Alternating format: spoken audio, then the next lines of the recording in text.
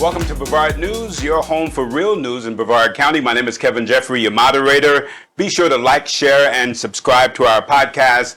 I'm with my co-host, Katie Delaney. I might call you Daddy Delaney.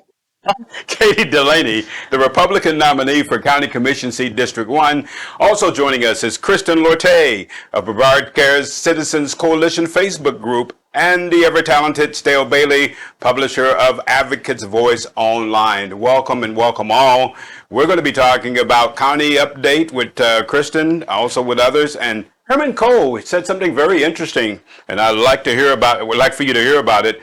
And a panel of the 11th U.S. Circuit Court Appeals rules on free speech. And this is a very important ruling, excuse me, and we want to talk about that. But back to our quote of the week, and this is from our former president, Ronald Reagan. Now notice what he says, and it's talking about, again, we the people.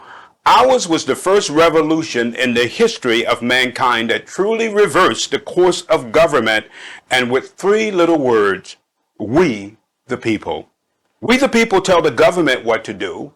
It doesn't tell us. We the people are the driver. The government is the car. And we decide where it should go and what route and how fast. Almost all the world's constitutions are documents in which governments tell the people what their privileges are. Our Constitution, this U.S. Constitution is what he's talking about, is a document in which we the people tell the government what is allowed to do. We the people are free. We're free.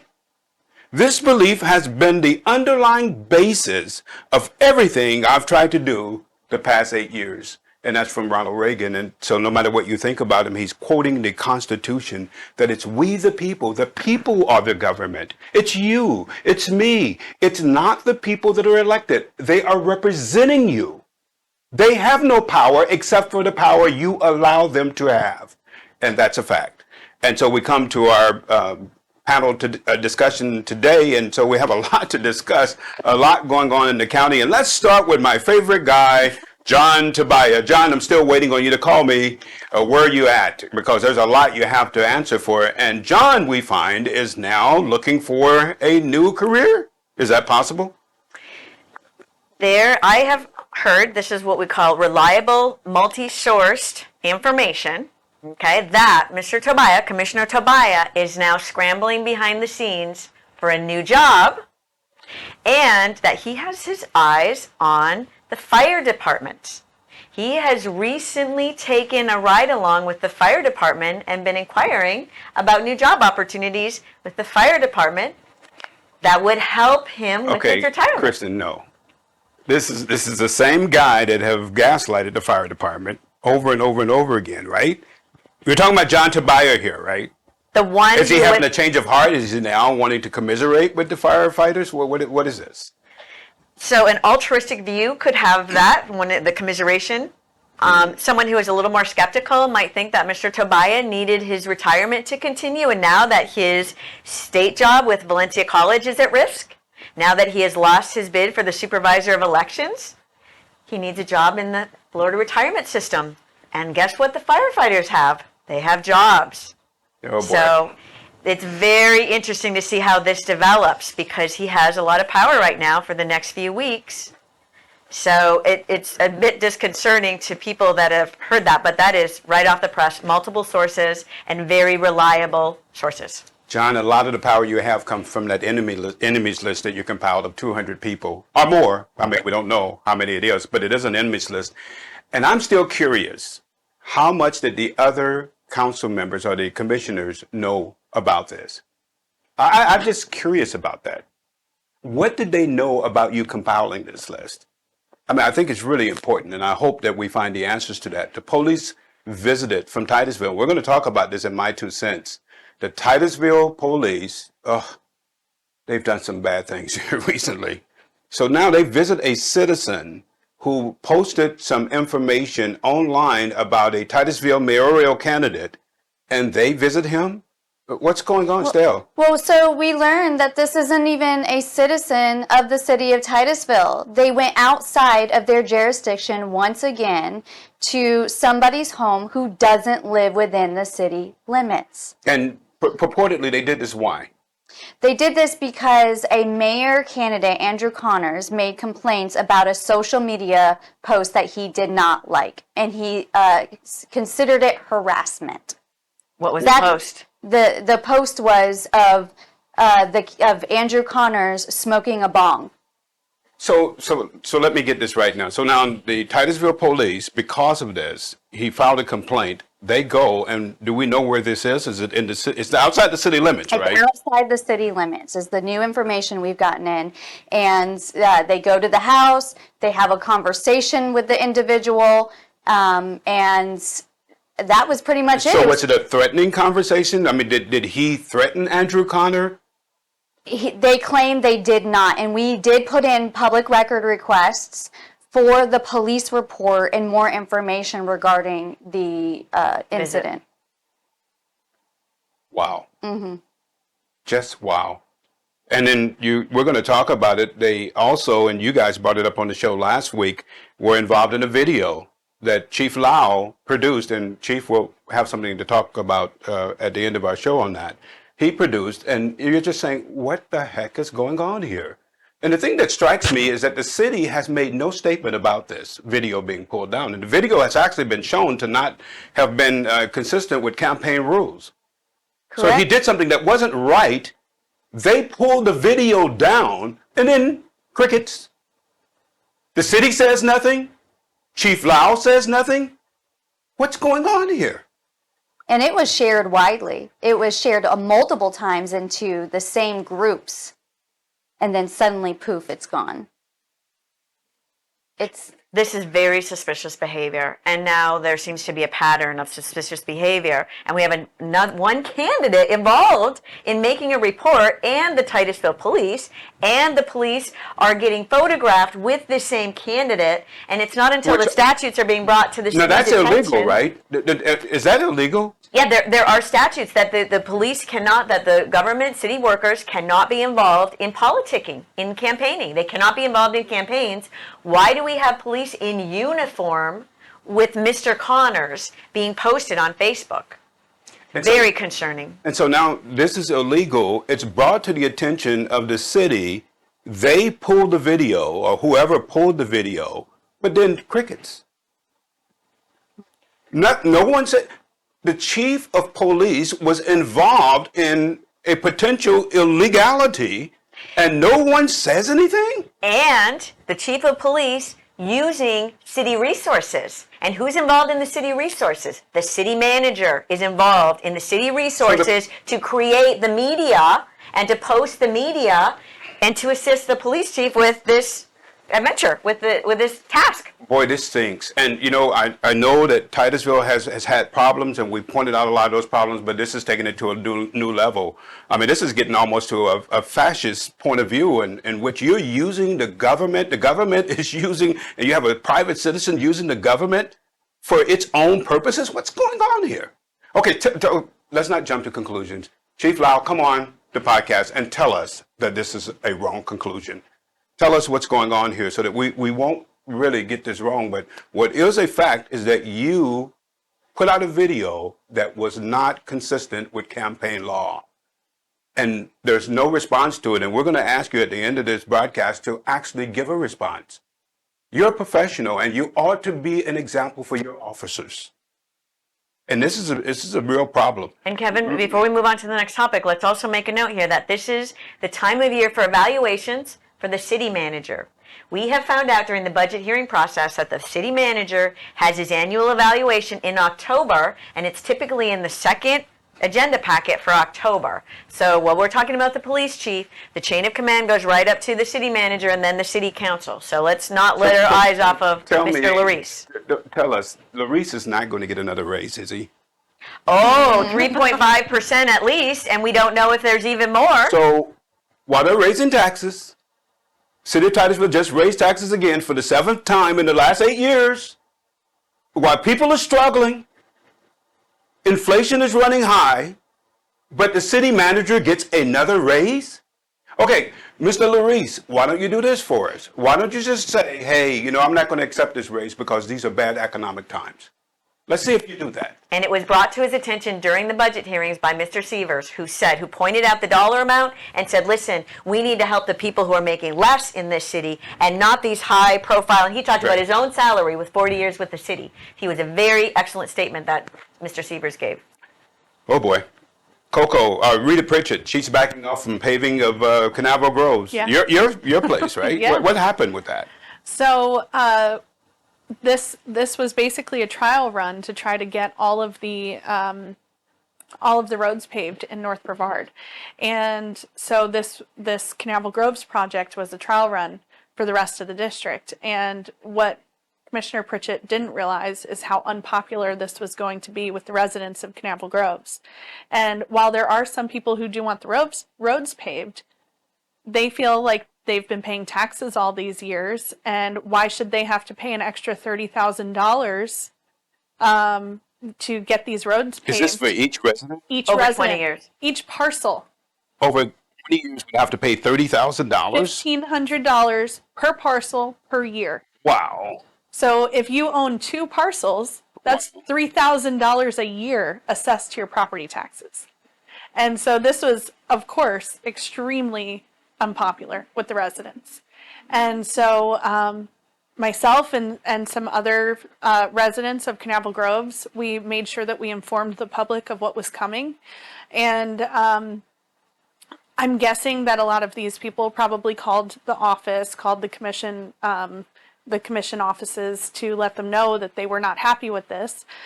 And so thankfully, Commissioner Pritchett took it off of the ballot. Well, there's an agenda item to do that. Right. She's initiated a referendum agenda item to do that. Mm-hmm. So So usually, do you think she will be able to take it off the ballot?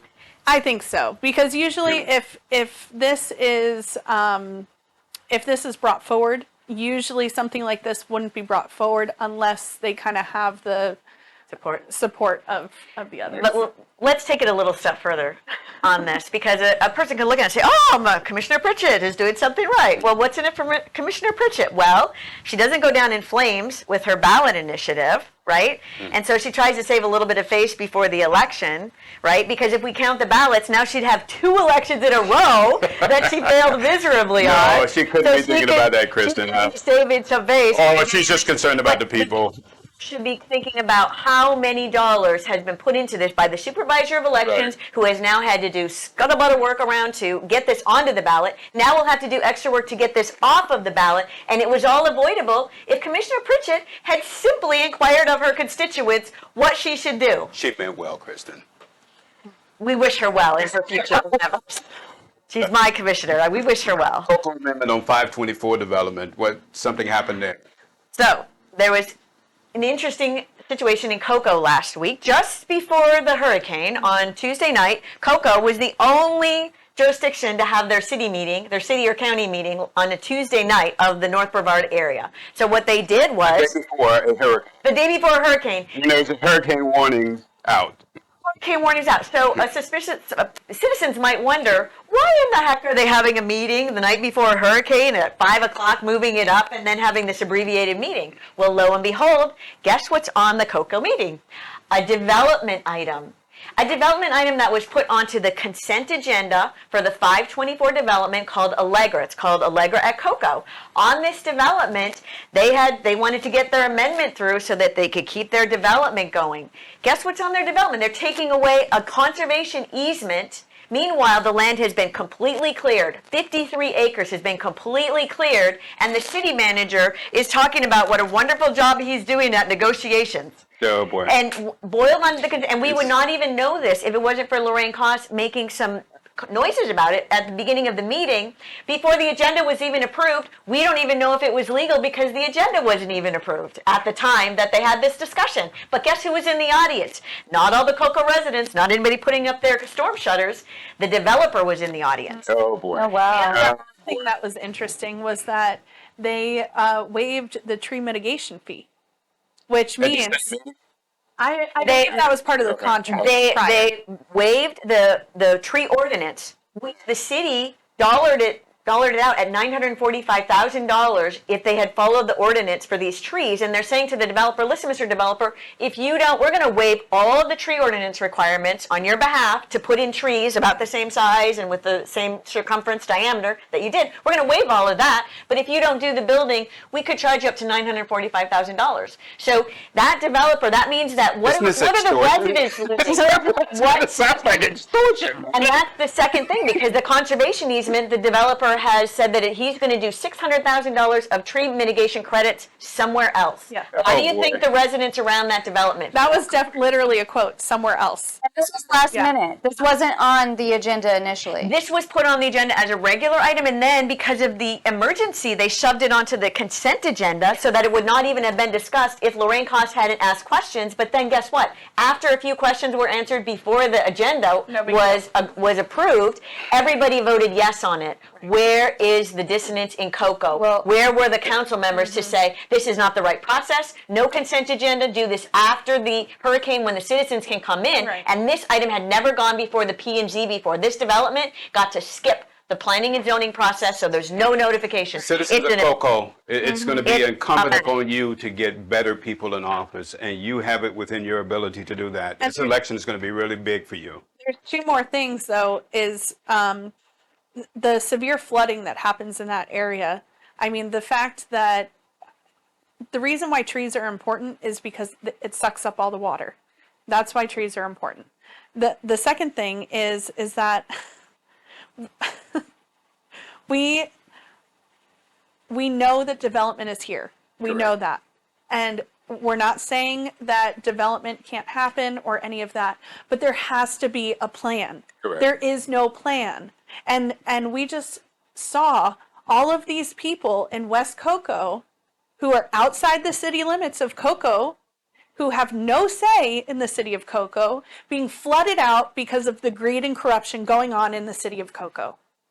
And people have got to start paying attention to what is happening in the city of Coco. And you really can't say it's not my problem, because it's going to be your problem, really. I mean, you can try to ignore it, or if you do not get this under control now and get politicians in office who are concerned about the people, going forward, they're going to have complete control, right? I mean, and so they are using the mechanisms of government to have complete control now, and knowing that the citizens don't know all these levers and don't know when to run down to City Hall, Right. and things are on the consent agenda, Well, and that they're bypassing planning and Coco zoning. has kind of been, as the candidate said here earlier, Coco has kind of beaten the people down Correct. to where they have actually just given up almost. I mean, they've almost thrown up the white flag, right? Between the heavy-handed processes and then the legal changes that the state has made that make it easier for developers, we have a real problem in Coco because we do not have the right engagement, we don't have the right leadership. And here's the issue: is don't believe what they're saying to you about affordable property. That's a nonsense. It's what their word and their definition of affordability is different from what you think it is. And what's going to happen here is that if this continues on the pace that it's going, there's not going to be really any real affordable housing in Brevard County. And Kevin, they've leveraged the affordability factor on that project in order to bypass the planning and zoning. They only had to do 10% of the units that will then be $1,500 to $2,500 a month affordable housing. Those are the magic words, right? 3 slightly discounted apartments for the first responders for 30 years. They just have to do that, and then now all of a sudden they didn't have to do anything with planning and zoning, notifications, community meetings. They got to skip a whole bunch of stuff. That's the magic genie, the affordable housing, and boy, you can just bypass a lot of things with that, which is, again, affordable housing is not what they are saying it is. You got your city manager and your mayor bragging about it. So Herman Cole, who is on the Titusville City Council, just happened to run across something he said, and I thought, now this is interesting. Herman, why did you say this? So you responded to a post, a picture of connecting the dots, which just really connected people and their associations. That's all it connected. That's all I saw. But he gets on his Facebook page and he says, I hesitate to respond to this distasteful and misleading post, but I also can't let it go undressed. I looked at it and I'm thinking, what's distasteful and misleading about this picture? It's just connecting people who are associated with each other. Herman, did I miss anything? Did you guys miss something? Well, I will say on behalf of Herman, if we're trying to think of how he might see it, it does say their last resort, and then it talks about development interests, and it names these three candidates. Oh, as so you their think that's last- what it? Oh, it was their the last- development their issue. last resort is saying that they're desperate, and it's Oh. an allusion or an aspersion Okay. that this says that these guys are desperate, and these candidates are the last resort. So Herman is saying, "Oh no! There's nothing bad going on here. We're community members. We do all kinds of fine Okay. things in the community." Well, maybe we got this wrong. Can you come on the podcast and help us out with this? I mean, we'd love to sit down and talk to you about it. Maybe we got something wrong, and maybe Kristen's right, that it's just that. Or maybe I'm wondering, what else could it possibly be? So I was just curious about that, Herman. You can come on and help us out on that. And so then you also said this, that each of the individuals highlighted dedicated to a long-term vision and continued nourishment of our city for the citizens of Titusville. So does that include the Sustainability Act that has actually been passed by the Titusville City Council, which is actually down from the UN, which is also connected with the World Economic Forum, which is going to cause massive problems for people in this city? Are you talking about that? Or what about the Live Local Act, Herman? Are you talking about that as well? Which is actually going to make a lot of people in this city feel the pressure of not being able to afford housing. Are you talking about that? Come on and tell us, Herman. I'm perplexed. I would really like to know what it is that you're talking about here. And maybe we're wrong, and you can let us know about that. An important development came this week on a panel of the 11th U.S. Circuit Court of Appeals rules on free speech. And this was like a huge ruling, and our comrade Katie here had a lot to do with this. Now, so what they rule on, and let me give you the ruling here. One of the parts of the ruling, they say that no one likes to be called evil, but it is not abusive to use that term. Restrictions that bar offensive or otherwise unwelcome speech are impermissible. You hear that, county commissioners? Regardless of the form in which the government seeks to impose them. This came as a result of a lawsuit against the school board several years ago. Tell us about it, Katie. So in 2021, there was a lot of shenanigans going on in the old school board and how they were performing their public participation portion. They were shutting off mics. They were throwing people out. They were using the police to harass us. They were basically acting as the Gestapo. And so myself and a few other citizens got together and said, you know what? We're going to stand up for our First Amendment rights and we're going to sue them. And we did. And it has been a long 3 years. There's been a couple of judges ruled against you. Yes. Until it went to the Yes. 11th Circuit, right? Yes. And so fortunately, this panel of judges understands what the First Amendment means. And nowhere in the First Amendment does it say that you have to speak kindly or nicely or respectfully to your government officials. So what was brought up here, part of this is that one school board meeting, Misty Belford said at one meeting, for example, she interrupted a speaker who criticized the board's COVID-19 masking policy as a simple ploy to silence our opposition to this evil LGBTQ agenda, the majority opinion said. And so they're saying here that she had no business saying that. Right. She can't intervene and decide that she doesn't like what someone is saying, right? Is that what's correct? Exactly. And while that may not be everybody's tact when they're bringing forward their concerns, people still have the right to go to the microphone and say whatever they want to say, especially if it's relevant to the conversation. And so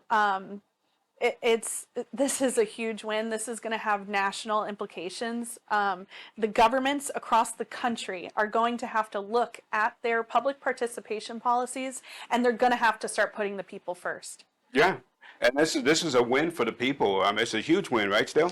Oh, absolutely. And congratulations on that win. Congratulations to all of us. I'm a big proponent for freedom of speech, our constitutional rights, because I've had my own violated. And I think it's crazy that we even had to go to the Supreme Court to tell us that we had this right. But the fact that they ruled on it is so incredibly important. And I hope that our government officials are listening to this and start taking our freedom of speech much more seriously and allowing our right to do that. And I would just add that it's so important to say out loud that the issue itself sounded partisan because we were divided at the time. But it's very important to say this is a bipartisan, multi-partisan, everybody matters issue that the citizens win when our First Amendment rights are protected, and our government officials have to learn how to endure at least 3 minutes of public speech. So it goes beyond the right or the left. We have to bring it back to the center. If they can't take people coming up to the podium and saying whatever, then don't run for office. Right. Resign. If you don't have the backbone to sit there and take it, then resign. It's that simple. You don't have to put up with it. But the freedom of the people matters more, right, than anything else. And so if we don't have freedom to talk, then we are in serious trouble. Right. And so, boy, this is just a great ruling. And I have to give a shout out to our current school board, especially at the time Matt Susan was the chair, and he's currently running for his seat again. And when he was the chairman, he brought up this public participation policy so that they could make it more citizen friendly. And the way that the school board has chaired the public participation, they've done their job. They've followed the First Amendment. They've allowed people to come up and, say their piece. And a lot of times, it's you don't like good, it, right? bad, whatever, and not one time has somebody been shut down for their speech. You mean nobody said, get them out of here? Right. Guards! It hasn't happened. And so when politicians do a good job, we have to give them the credit where credit's due. The city of Titusville is much better than the county commission, right, in that regard, and listening to the people. I may not be paying attention, but they let you say because we have this election coming where the mayor of Titusville matters, and we have a very stark contrast between the candidates. What we know we like right now is that we all agree that Dan Diesel is an equitable mayor for public speaking, but we do not know, and I don't know that residents have confidence in both of these candidates being equitable with the people. So there's a stark difference that voters really need to take a look at. Couple of things coming up. We have this week, we have the Coco meeting on Tuesday and Thursday, right? Correct. We have 2 events in Coco this week. On Tuesday, Councilwoman Lorraine Koss is having the only town hall that they have in Coco. She's the only council member who has insisted on doing this on an annual basis. Everybody comes out for it, and it's at Travis Park at 6 p.m. So we want everyone to attend that one. And then on Thursday, there is what's called a vulnerability workshop to look at the city's vulnerabilities. Now, we've just had a hurricane. Let's all study this and figure out how we can do better. That is from 4 to 7 p.m. at the Brevard Museum. So 2 events in Coco, and then we also have meetings. We have a Titusville meeting on the 15th for the city that got postponed.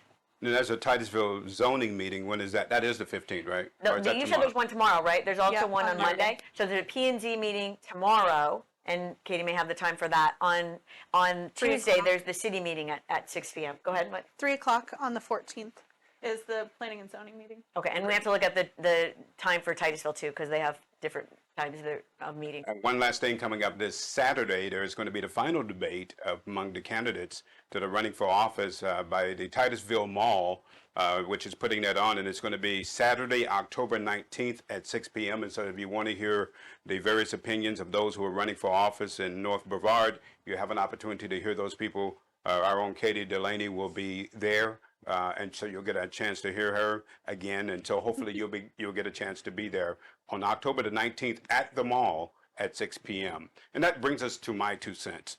Now, the weaponization of government continues on a local level. Firstly, the Titusville police were sent out to a resident of a person who posted online a picture of a mayoral candidate in an unsavory position. Now, I've never done drugs, so I guess if I were caught in that position, I probably wouldn't want it up, but that person has a right to do that. So my question would be to the Titusville police, particularly you, Chief Lau, why? We would like to know why. Why did they go out there? Secondly, the Titusville police chief, you, Chief Lau, made a video that ran afoul of campaign laws. In the video, you discussed, along with someone else, one of the opponents for the race for Titusville. So this video was later taken down after the legality of it was challenged. Yet, there was no apology, production from the chief, nor from the city. Great. I find this to be unprofessional and unethical. The chief is supposed to be an example for his officers. His behavior in this manner, in this situation, did not display it. Chief, you were wrong to do that video. Please acknowledge that by making a public statement to the people and admitting what you did and that it was wrong. And while you're at it, let us know why your officers went to the resident of a person who put online a picture of a mayoral candidate. Okay, so we offer the possibility that we don't know why this happened. You can let us know. And let, more importantly, the people of Titusville know. This doesn't look good. It looks like government is being used against the people. It doesn't pass the smell test. And that's my 2 cents. Thank you for joining us this week, and you have a wonderful week. Be sure to like, share, and to subscribe to our podcast, and we'll see you again next week.